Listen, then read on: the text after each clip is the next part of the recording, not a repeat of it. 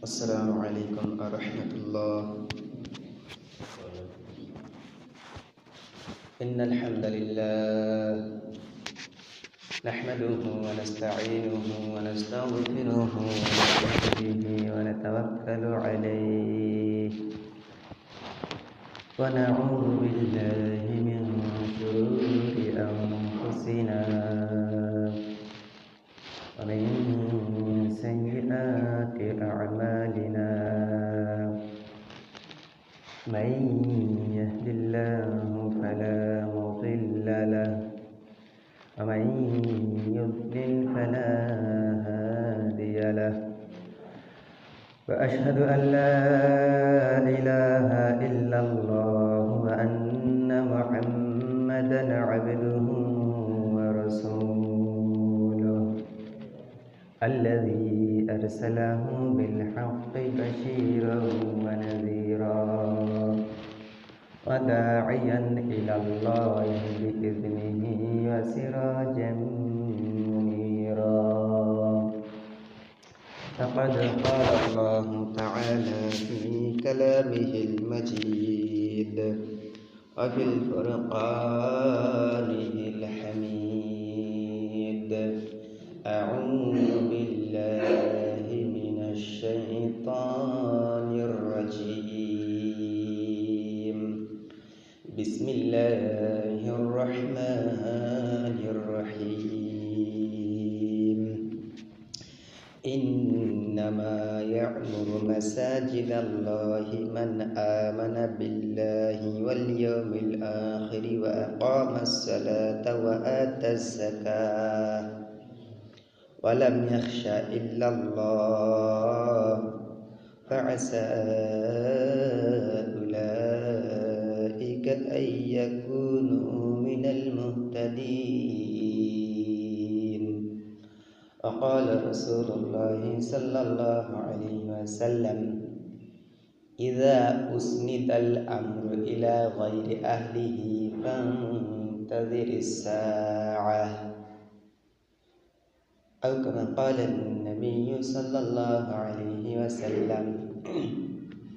وقال الله تعالى في آية أخرى: إن الله وملائكته يصلون على النبي يا أيها الذين آمنوا صلوا عليه وسلموا تسليما.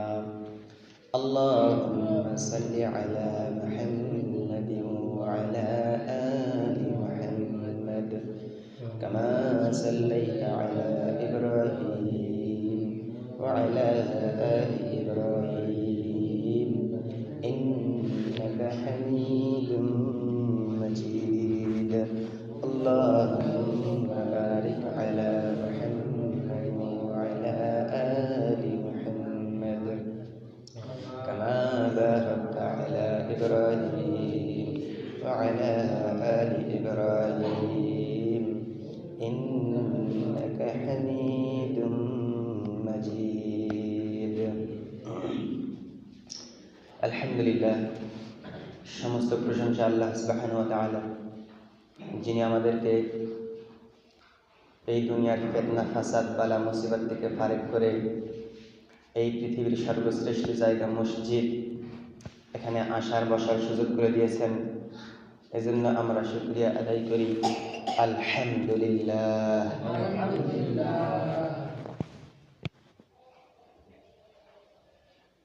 সম্মানিত উপস্থিতি, আমরা এই দুনিয়ায় বিভিন্ন কাজকর্ম করে থাকি।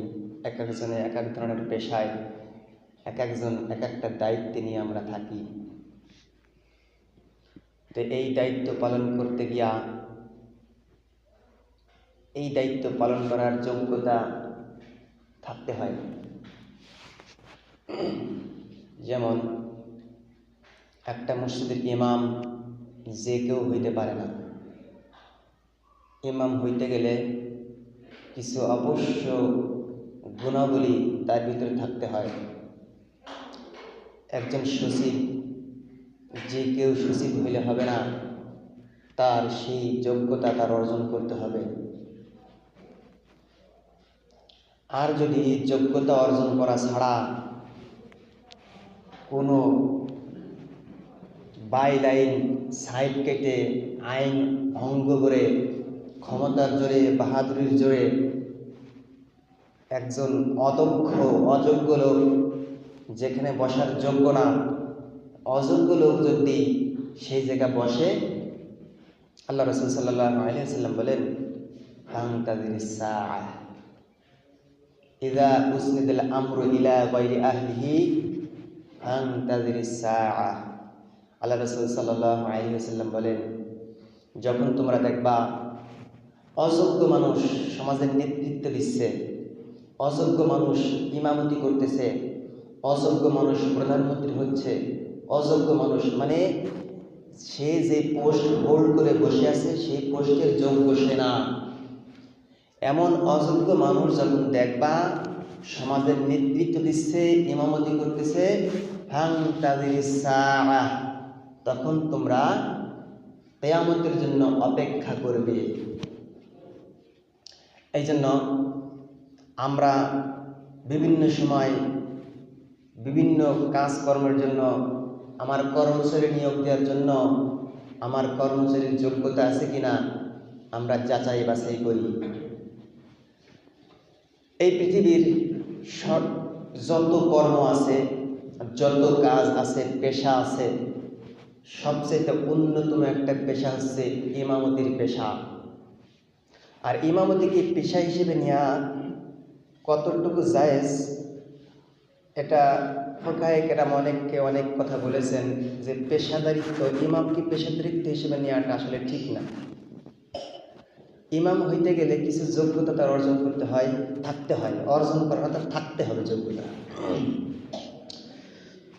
একজন ইমাম তার কি কি যোগ্যতা থাকতে হবে এগুলো আমাদের সকলের জানা প্রয়োজন। তা যদি না হয় আমরা একজন অযোগ্য ইমামের পিছনে নামাজ হবে কি না হবে সন্দেহ আছে। এই জন্য আমরা যারা মুসল্লি আছি আমাদের ইমামের যোগ্যতা সম্পর্কে সচেতন হওয়া উচিত, যে আমি যেই ইমামের পিছনে নামাজ পড়ছি ইমাম কি যোগ্য নাকি অযোগ্য। এই যোগ্যতা যাচাই বাছাই করে ইমাম নিয়োগ করতে হবে। যার তার পিছনে নামাজ পড়বেন আর আপনার নামাজ হয়ে যাবে তা না। আপনার দায়িত্ব, আপনার কর্তব্য আপনার ইমামকে যাচাই বাছাই করে নেওয়া। এই যাচাই বাছাই কি করবেন আপনার মত মতো নাকি কোরআন হাদিস সম্মত? কোরআন হাদিসে যেইভাবে দিক নির্দেশনা দেওয়া আছে সেইভাবে করতে হবে। আল্লাহ রাসূল সাল্লাল্লাহু আলাইহি ওয়াসাল্লাম যখন এই পৃথিবীতে আগমন করেছিলেন তৎকালীন সময় মসজিদ হারাম শরীফ অর্থাৎ কাবা শরীফের নেতৃত্ব দিত মুশরিকেরা। তারা এই মসজিদের রক্ষণাবেক্ষণ করত। আল্লাহ রাসূল সাল্লাল্লাহু আলাইহি ওয়াসাল্লামের বাপ দাদা তেনারা তো মুশরিক ছিলেন, ওই মুশরিকরাই মসজিদ আবাদ করত। আল্লাহ সুবহানাহু ওয়া তাআলা স্পষ্ট কোরআনে বলে জানাই দিচ্ছেন, মা কানা লিল মুশরিকিনা আইয়াবুদু মাসাজিদাল্লাহ। ও দুনিয়ার মানুষ তোমরা শুনে রাখো, জেনে রাখো, মা কানা লিল মুশরিকিনা আইয়াবুদু মাসাজিদাল্লাহ। যারা মুশরিক, আল্লাহর সাথে শিরক করে, তাদের কোনো অধিকার নাই তারা আল্লাহর ঘর মসজিদকে আবাদ করবে। আমরা সবাই জানি মসজিদ যারা আবাদ করে, মসজিদ আবাদের সর্বশ্রেষ্ঠ পোস্ট হচ্ছে ইমাম।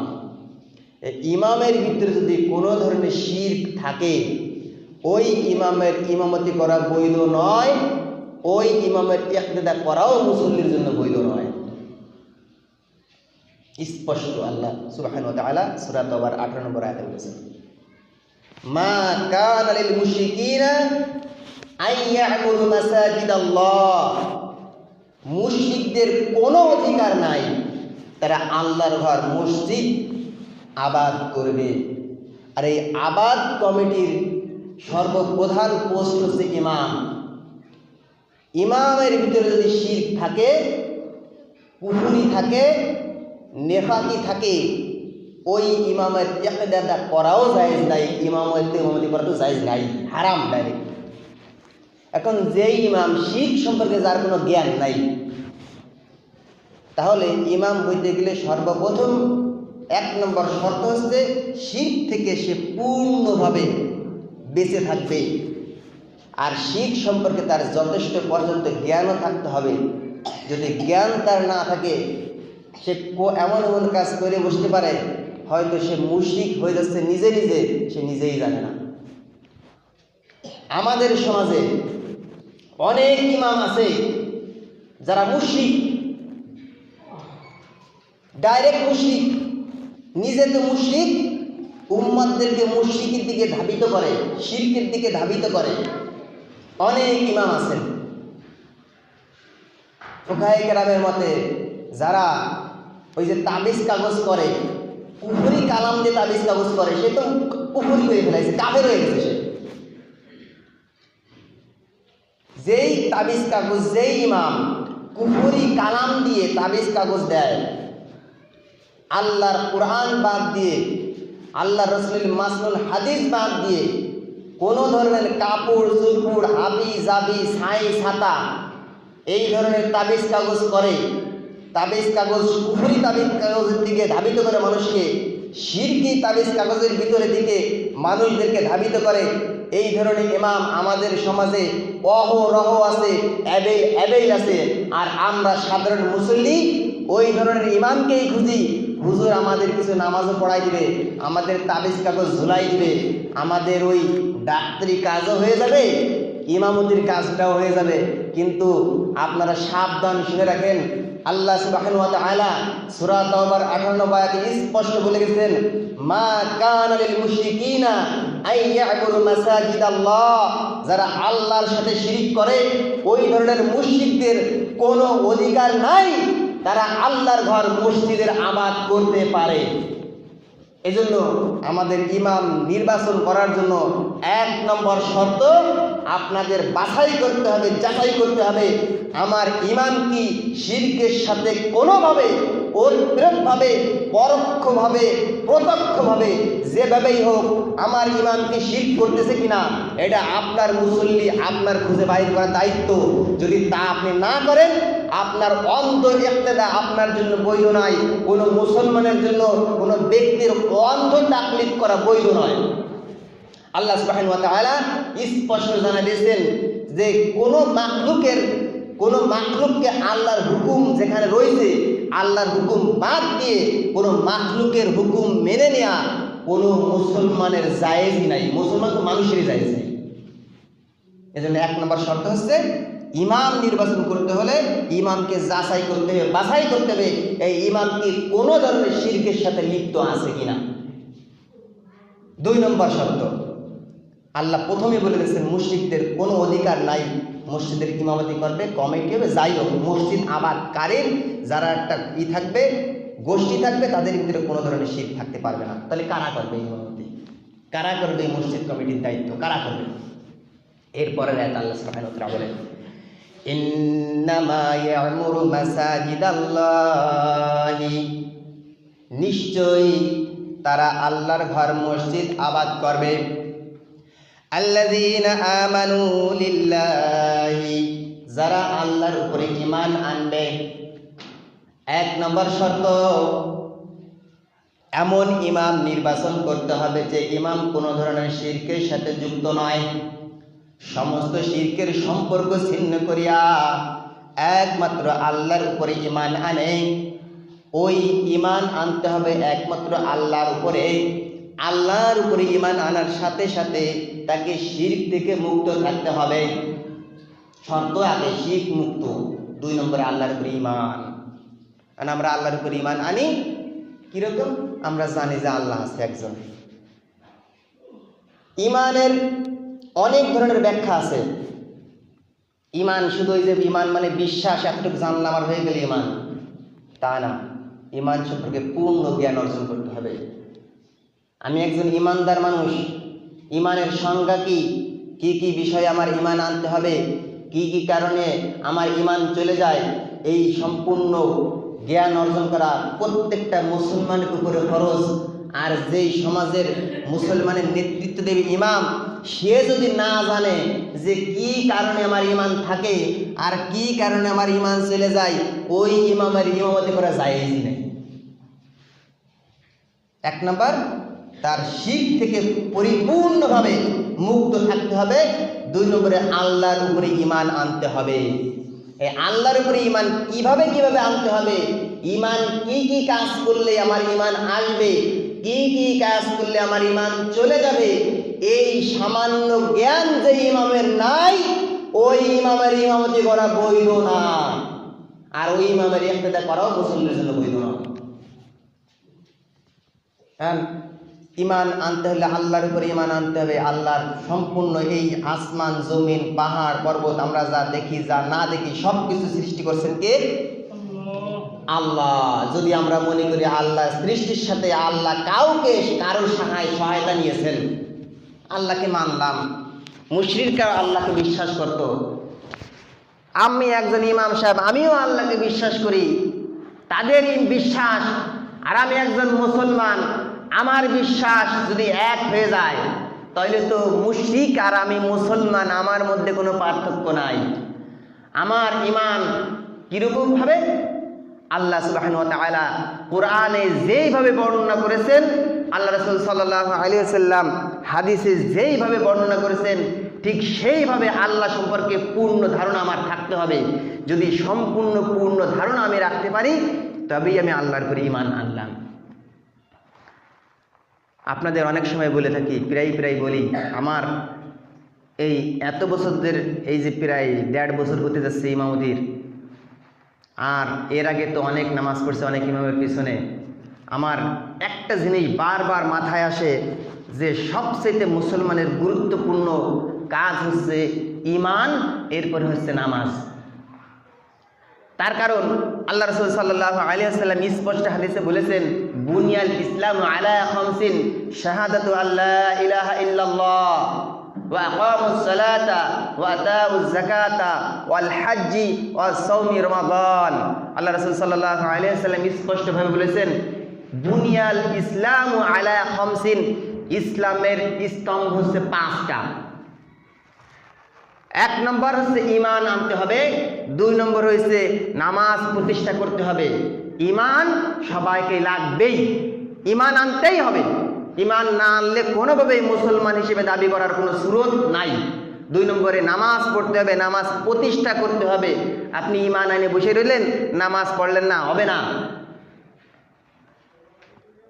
নামাজ প্রতিষ্ঠা করতে হবে। ওয়াতাউজ যাকাতা, যদি আপনার উপরে যাকাত ফরজ হয়, আপনার যাকাত আদায় করতে হবে। আপনার উপরে হজ ফরজ, আপনার হজ করতে হবে। আপনার উপরে যখন রোজা ফরজ হবে, আপনার উপরে রোজা রাখতে হবে। কিন্তু এই যে 5টা, এই 5টা কিন্তু সবার উপরে ফরজ না। ঈমান আনা সবার উপরে ফরজ, আনতেই হবে। নামাজ পড়া সবার জন্য ফরজ, নামাজ পড়তেই হবে। আপনার হজ করার টাকা নাই, আপনার উপরে ফরজ না। হজের জ্ঞান আপনি অর্জন করেন নাই, কোনো সমস্যা নেই, আপনার হজ ফরজই হয় নাই। আপনার যাকাত দেওয়ার মতো পর্যাপ্ত অর্থ নাই, আপনার যাকাত দেওয়া ফরজ না। যাকাত সম্পর্কে আপনার না জানলেও তেমন কোনো সমস্যা হচ্ছে না। বছরে একবার আসে রোজা, রোজার মাসালা অতটা ডিপ না, গভীর না, মাত্র অল্প একটু মাসালা। সবাই জানে যে আজানের আগে খাতি হবে, মাগরিবের আজানের সাথে সাথে ইফতার খুলতে হবে। এর মাঝে কোনো ধরনের পানাহার, স্ত্রী সহবাস সম্পূর্ণ হারাম, এতটুকু মাসালা জানলেই হয়ে যাচ্ছে। আর সামান্য কিছু জিনিস রোজা ভঙ্গের কারণ ও জানলেই হয়ে যাচ্ছে। এইগুলো শেষ রোজার মাসালা। কিন্তু ঈমানের মাসালা ব্যাপক এবং বিস্তৃত, যে ঈমানের মাসালা অনেক আলেম সঠিকভাবে জানেন না। ঈমানের প্রধানত রুকন হচ্ছে 6টা। ঈমানের প্রধানত রুকন 6টা। আল্লাহর উপর ঈমান আনতে হবে, আল্লাহর রাসূলের উপর ঈমান আনতে হবে, আল্লাহর কিতাব সমূহের উপর ঈমান আনতে হবে, ফেরেশতাদের উপর ঈমান আনতে হবে, আখিরাত দিবসের উপর ঈমান আনতে হবে, ভালো মন্দ তাকদীরের উপরও ঈমান আনতে হবে। এবং এই যে 6টা মূল 6টা, এই 6টার বিস্তারিত ব্যাখ্যা সহ আপনার জানতে হবে। শুধু আল্লাহর উপর ঈমান এনে বসে রইলেন, আপনি যে মাজার দরবারে যে কিছু চাই আসলেন, তা কিন্তু আবার হবে না। আল্লাহর উপর ঈমান ঠিকই আনছেন, কিন্তু ওই যে বৃষ্টি নেমে গেছে, ঝড় ঝাপটাছে, দুই সলেমান করলেন, তাও হবে না। আপনি আল্লাহর উপর ঈমান আনছেন, আল্লাহ ছাড়া কোনো অন্য কিছুকে ভয় পাবেন, তাও হবে না। আপনি আল্লাহর উপর ঈমান আনছেন, আল্লাহ হুকুম ছাড়া অন্য কারোর হুকুমকে প্রাধান্য দিবেন, তাও আপনার হবে না। আল্লাহর উপর ঈমান আনছেন, আল্লাহর উপরে ভরসা ছেড়ে দিয়ে কোনো মাখলুকের উপরে আপনি ভরসা করবেন, তাও হবে না। আল্লাহর উপর ঈমান আনা ক্যাটাগরি কয়েকটা ধরনের আছে। এই আসমান জমিন যা কিছু আছে, যা আমরা দেখি না দেখি, সব কিছু স্রষ্টা একমাত্র আল্লাহ, এইটা আপনার বিশ্বাস করে নিতে হবে। আর আল্লাহ সুবহানাহু ওয়া তাআলা বলেছেন, আলা লাহুল খালক ওয়া লাহুল আমর, তোমরা জেনে রাখো এই আসমান জমিন যিনি সৃষ্টি করেছেন, যে আল্লাহ, সেই আল্লাহর হুকুম বাস্তবায়ন করতে হবে, সে আল্লাহরই গোলামি করতে হবে। আল্লাহ নির্দেশ দিয়েছেন, আমাদের জন্য পাথেয় দিয়েছেন কোরআন, সে কোরআন বাদ দিয়ে নিজের মত মতো জীবন আদর্শ পালন করলাম, তা হবে না। আমি আল্লাহকে মানলাম, আল্লাহর হুকুমের উল্টো পাল্টা কাজ করলাম, আমি আল্লাহর উপর ঈমান আনলাম, এটা হাস্যকর বিষয় হয়ে গেল।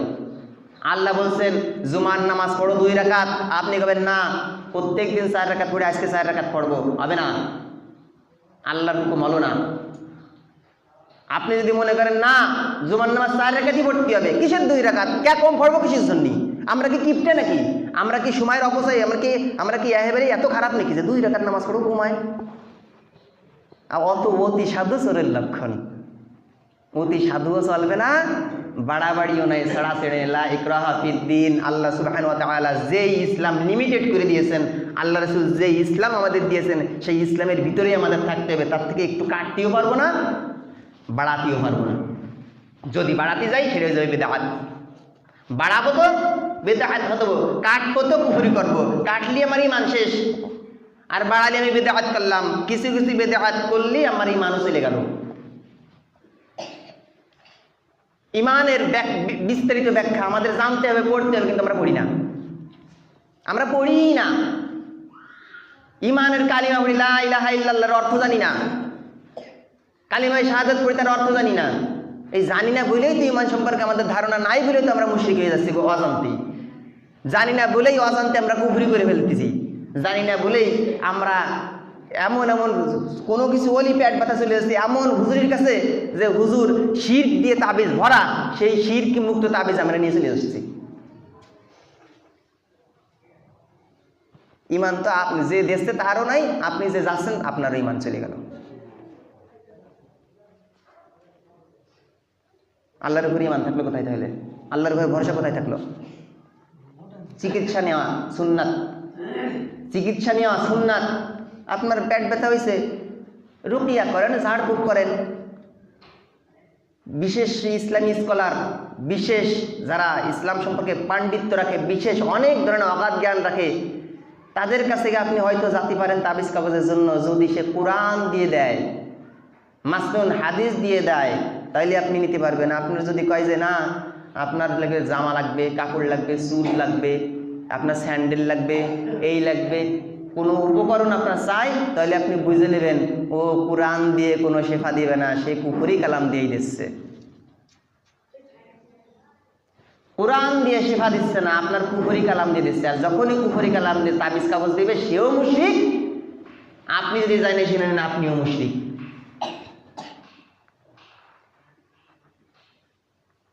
তাহলে আল্লাহর উপর ঈমান আনতে হবে, আল্লাহ যা যা দিছে বিধান তাই তাই। আমি মূলত কথা উঠেছিলাম ইমাম সাহেবের যোগ্যতা নিয়ে। তাহলে আল্লাহর উপর ঈমান আনতে হবে। এরপরে জাকাত আদায় করতে হবে, যদি তার জাকাত দেওয়ার সামর্থ্য থাকে। একজন ইমাম সাহেব খালি মানুষের কাছে নেয়, যদি জাকাত ফরজ হয়ও দেয় না। বহুত ইমাম সাহেব আছেন খালি জাকাত মানুষের কাছে খালি হাদিয়া নেবে আর পকেট করবে, নেবে আর পকেট করবে। জাকাত তার ওয়াজিব হয়ে গেছে, ফরজ হয়ে গেছে, জাকাত দেওয়ার কোনো খবর নেই। এই ইমামের জন্য জাকাত দেওয়া কি রুখসত করে দিয়েছে আল্লাহ? জাকাত দিতে হবে। হজ ফরজ হলে হজ করতে হবে। আল্লাহ ছাড়া কাউকে ভয় পাবে না সে। ইমামতি করতে হলে অনেক সময় সঠিক মাসআলা বলতে হবে, হক কথা বলতে হবে। হক কথা যে বলে না সে হচ্ছে বুবা শয়তান। নিজের চাকরি বাঁচানোর জন্য দূর দায়িত্বে এ করলে আমার চাকরি চলে যাবে না, এই মাসলা করা যাবে না। তাহলে ভয় আপনি কারে করলেন? ওয়ালা ইয়াখশা ইল্লাল্লাহ, এই আয়াতে বাসের ভিতরে ওয়ালা ইয়াখশা ইল্লাল্লাহ, ইমামতি করার যোগ্যতা সেই রাখে যে আল্লাহ ছাড়া কাউকে ভয় পায় না। মামলা হামলা জেল, জরিমানা, জানের ভয়, মালের ভয়, কোনো কিছুর ভয় সে পাবে না। একজন আইসে একটা কাজ করে দাও, সেটা হয়েছে শিরকি কাজ, কুফরি কাজ। আইসে আল্লাহ যদি আমার চাকরি চলে যায় তাহলে কই রেখা মানে কি, তার কথা শুনি। একজন অন্যায় নির্দেশ করলো, ইমাম রে, ইমাম সেটা মাইনে নিল।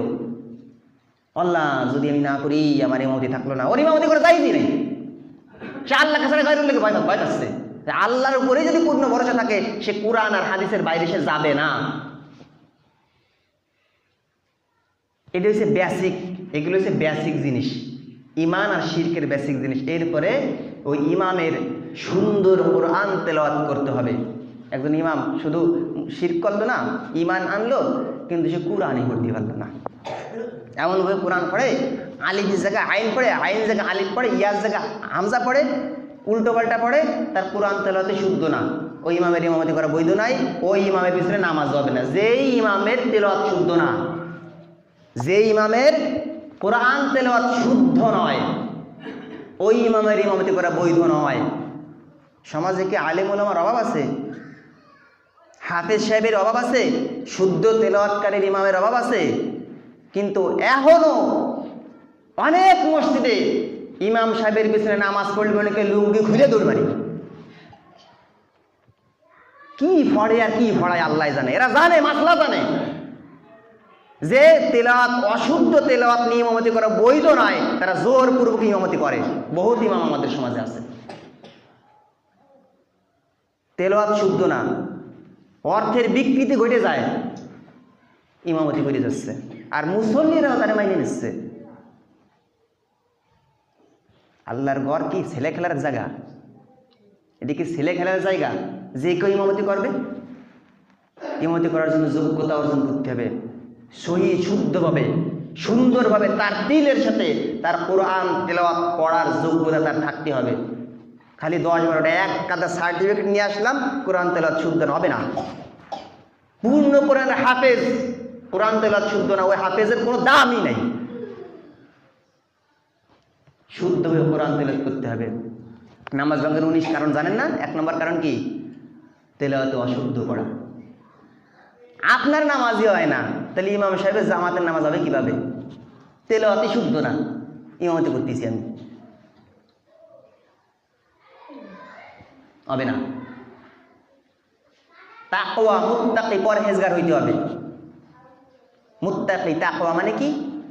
তাকওয়া হচ্ছে বেঁচে থাকা, গুনাহ থেকে বেঁচে থাকা। আমি ইমামতি করতেছি আর পরের মায়ের সাথে নয়ের গোপনে যায় প্রেম করতেছি। আমি ইমামতি করতেছি মোবাইলে আর একজনের মায়ের সাথে গল্প চ্যাটিং করতেছি সারা রাত দেরি। আমি ইমামতি করেছি একেবারে অনায়াসে, বিশাল বড় আল্লাহওয়ালা বুজুর্গ, এত বড় একটা দাড়ি, এত বড় জুব্বা, আর পরের মায়ের পিছনে আমি ঘুরিয়ে বেড়াচ্ছি। হবে না, ইমামতি করা বৈধ নয়। ওই ইমামকে রাখাও বৈধ নয়। আপনি ইমাম রাখবেন, যাচাই করে রাখেন। কত আছে ভালো ভালো মানুষ, সেই ইমাম রাখেন যে আল্লাহকে ভয় পায়, আল্লাহর বিধিবিধান মেনে চলার চেষ্টা করে। কিন্তু ভুল হইতে পারে, মানুষের ভুল হইতে পারে, হুটহাট ভুল হয়ে যাওয়া আর দায়মান ভুল হওয়া কোনোদিন এক কথা না। আল্লাহ সুবহানাহু ওয়া তাআলা স্পষ্ট বলেছেন, ইন্নামাত তাওবাতু আলাল্লাহি আল্লাযিনা ইয়া'মালুনা সুআ বিজাহালাতিন। নিশ্চয়ই আল্লাহ তওবা কবুল করেন। কাদের তওবা? যারা হঠাৎ ভুলবশত, সব সময় বলো হঠাৎ ভুল হয়ে যাইতে পারে, মানুষের ভুল হয়, ওই ধরনের হুটহাট ভুল হয়ে গেছে, আল্লাহর কাছে তওবা করছে, আল্লাহ অবশ্যই তওবা কবুল করা আল্লাহর দায়িত্ব। আল্লাহ অবশ্যই সেই মানুষের তওবা কবুল করবেন যারা অজ্ঞাতবশে, জাহালাতের কারণে হুটহাট ভুল হয়ে গেছে। আল্লাহ রাসূল সাল্লাল্লাহু আলাইহি ওয়াসাল্লাম স্পষ্ট হাদিসে বলেন,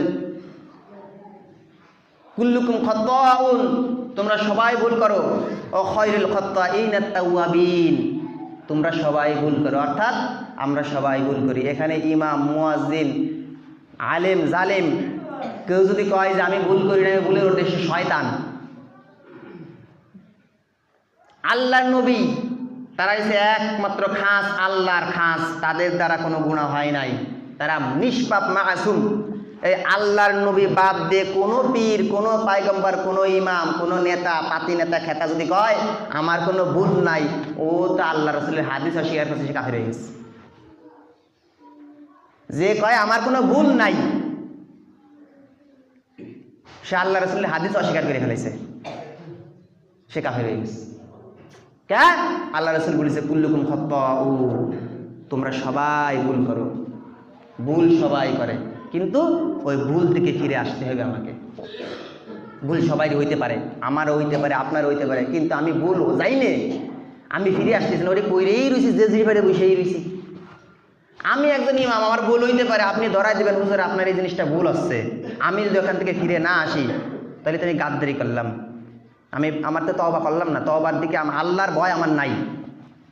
একটা ভুল আপনি আমাকে ধরাই দিতে পারেন, একজন আল মুসলিমির আতুল মুসলিমিন, মুসলমান মুসলমানের আয়না শুরু। মানুষ সাইজে গুজে আয়নার কাছে যায়, দেখে কি যে কি এতে সাজা কুমতি হয়েছে, অমুক হয়েছে, এরকম হলে ভালো হতো, এরকম হলে ভালো হতো। একজন মুসলমান আর একজন মুসলমানের নিজের দোষ নিজের কাছে ধরা পড়ে না, অনেক সময় আর এক মুসলমানের বাইরের কাছে ধরা পড়ে। এখন ওই মুসলমান ভাই যদি আর একজন মুসলমানকে আদবের সাথে বলে, ভাই আসলে আমি তো জানি এইভাবে, আপনি এভাবে করছেন, আসলে কি একটু ভুল হচ্ছে কিনা আপনি দেখেন। আবার বেয়াদবিও করা যাবে না, জনসম্মুখে মানুষের অপমানিত লাঞ্ছিত করা যাবে না, তাকে গোপনে বলতে হবে, ভাই এরকম নাকি হচ্ছে, আসলে কি এরকম ভুল হলো কি না একটু বুঝলে যাচাই বাছাই করলে ভালো হবে। অবশ্যই যদি জ্ঞানী যে হয় সে তার ভুল দোষ বুঝে ফেলবে, আর বুঝে ফেলার পরে সে তওবা করে ফিরে আসবে। আর যদি তওবা করে ফিরে না আসে, সে দায়মান গুনাহ করে, তার তওবা আল্লাহ কবুল করবেন না। ভুল হয়ে যাবে, ভুল হবে, ভুল থেকে আমার ফিরে আসতে হবে। যদি ফিরে না আসি তাহলে তো হলো না, তওবাই করলাম না আমি। এই জন্য ইমামদের ভুল হইতে পারে, হুজুরদের ভুল হইতে পারে, কিন্তু ভুল আপনি আদবের সাথে ধরাই দেন, আদবের সাথে ধরাই দেওয়ার পরেও যদি ফিরে না আসে, তার মধ্যে শয়তানি আছে। মুত্তাকি পরহেজগার হইতে হবে, বিজ্ঞ আলেম। এই যে নামাজ, এই ধরনের পূর্ণ নামাজের মাসআলা ইমামের জানতে হবে। ইমাম সাহেব নামাজ পড়লো, ভুল হয়ে গেল, সুজদা কি কারণে সুজদা তাই জানলো না, হতে পারে না, এরকম ভুল হতে পারে না। ইমাম সাহেবের ভুল হয়েছে, মুসল্লিরা সুবহানাল্লাহ সুবহানাল্লাহ, ও ভুল করেই যাচ্ছে। ইমাম সাহেবের একটা ভুল হয়ে গেছে, পিছন থেকে মুখটাতে কি বলবে? সুবহানাল্লাহ। এই সুবহানাল্লাহ পড়ার সাথে সাথে ইমাম বুঝে যাবে যে আমার কোনো ভুল হচ্ছে, সে ভুল থেকে ফিরে আসবে। কিন্তু ইমাম ভুল সেই যোগ্যতাই নাই যে আমার কি ভুল হচ্ছে, ধরার যোগ্যতা নাই, ও কি ইমামতি করবে? মুসল্লিরা সুবহানাল্লাহ বলে, ইমাম ভুল করতেছে, মুসল্লিরা সুবহানাল্লাহ, ইমাম ফেললো না, ভুল কাজ করতেই আছে, আবার বলবে সুবহানাল্লাহ। ইমাম কর্ণপাত করতেছে না, ভুল চালাই যাচ্ছে, ভুল করেই যাচ্ছে, আবার বলবে সুবহানাল্লাহ। ইমাম ভুল করতেছে, চালাই যাচ্ছে, ওই ইমামের সুবহানাল্লাহ ধর, পিছন থেকে ধরেন, দৌড়ে ইমাম সাহেব থেকে নিয়ে যোগ্য মানুষ ইমাম সাহেব দেন কাতারে। মুসলমান কোনোদিনও অন্ধ তাকলিদ করতে পারবে না কারোর। হযরত ওমর রাদিয়াল্লাহু তাআলা আনহু বলেন যে তোমরা ইতাআত করো ওই মানুষের যে মরে গেছে, ইমানের উপরে মরেছে। একজন জীবিত মানুষের ইতাআত কইরে না, কে হইতে পারে যে কোনো সময় সে গোমরা হয়ে যাইতে পারে, অন্ধ অনুকরণ কইরো না, কোনো মানুষের অন্ধ অনুকরণ কইরো না। অনেক সময় অনেক মানুষ ইমামের উপরে অন্ধ অনুকরণ করে, আমার ইমাম এই কইছে, আমাকে হুজুর এই কইছে, তোমাকে হুজুর কি কইছে, তর্ক লাগায়, ঝগড়া লাগায়। কোনো মানুষ ভুলের উঠবে না, কোনো ইমাম ভুলের উঠবে না, কোনো হুজুর ভুলের উঠবে না, সবাইরই ভুল হইতে পারে, সবাই ভুলের মধ্যে। এখন দেখতে হবে যে হুজুর যদি ভুল করেই বলছে, হয়তো ভুলে আমি একটা কথা হতে পারে না, এই কথাগুলো বলছে, এর মধ্যে একটা ভুল কথা হয়ে গেছে, আপনি এটা না আর একটা হুজুরের সাথে তর্ক লাগাই নিলেন, তাও হবে না। আপনি যদি আমার কথা বুঝতে পারেন, তাহলে না বুঝতে পারেন, আমার কাছে যে হুজুর এই জিনিসটা বুঝি নাই, আপনি না বুঝে আর একটা হুজুরের সাথে তর্ক করবেন, আমার অন্ধ অনুকরণ করে হবে না। অন্ধ অনুকরণ করা জায়েজ নেই। অনুকরণ করতে হবে কোরআন হাদিস সম্মত। যতক্ষণ পর্যন্ত ইমাম কোরআন হাদিস দিয়ে আপনাদের দিক নির্দেশনা দিবে, ততক্ষণ পর্যন্ত আপনি ইমামের কথা মানবেন। আর যখন দেখবেন হুজুর কোরআন হাদিস বাদ দেয়, নিজের বাপদাদার গল্প করছে, নিজের কথা করছে, নিজের মত চাপায় দেওয়ার জন্য জাতিকে বাধ্য করতেছে, ওই ইমামের কথা শোনার দরকারই নেই। ওর কথা আপনি শুনবেন কিসের জন্য? ও তো নিজেই কোরআন হাদিস জানে না। এই জন্য অন্ধ অনুকরণও করা যাবে না। আমি একটা মনে করেন হতে পারে আমার ভুল, হতে পারে না, না আপনি যাই আর এক হুজুর, আমাকে হুজুর তো এইভাবে কইছে, তোমাকে আমাকে হুজুর অনেক বেশি শিক্ষিত, অনেক জানোই, তোমার আমাকে হুজুর ভুল হতেই পারে না। এটি হচ্ছে আপনি বুকার স্বর্গে, ভুলের স্বর্গে বসবাস করতেছেন। ভুল হইতেই পারে, কিন্তু আপনি যদি ভুল হয়ে থাকে আপনি লুকমা দিবেন। নামাজে লুকমা, নামাজ একটা মডেল, নামাজের সব কিছু শিক্ষা নামাজের ভিতরে আছে। আপনি লুকমা দেন, আদবের সাথে বলেন ভাই তোমার এই জিনিসটা ভুল হচ্ছে, ধরাই দিবেন আপনি। যদি কোনো হুজুর কয় আমার কোনো মুসল্লি ইমামের ভুল ধরে, তাহলে তো আপনি অহংকার হয়ে গেলাম, আমার ভুল হইতে পারে না। আমি যদি কই মুসল্লি আমার ভুল ধরে, এই জায়গার মুসল্লি বেশি বোঝে, পাক না বেশি, যদি আমি এই কই ভাই আমার তো সংশোধনের নিয়তি আমার নেই, আমার সংশোধনের নিয়তি তো আমার নাই। আমরা সবাই যে আল্লাহওয়ালা হইতে, খাঁটি আল্লাহওয়ালা হইতে, আল্লাহকে পাইতেছে, আল্লাহ সন্তুষ্টি অর্জন করতে চাই কোরআন হাদিস সম্মতভাবে। আমার ভুল হইলে আপনি ধরাই দেবেন, আপনার ভুল হইলে আদবের সাথে আমি ধরাই দেবো, হাতে হাত রেখে হাত ধরাধরি করে একসাথে জান্নাতে যাবো।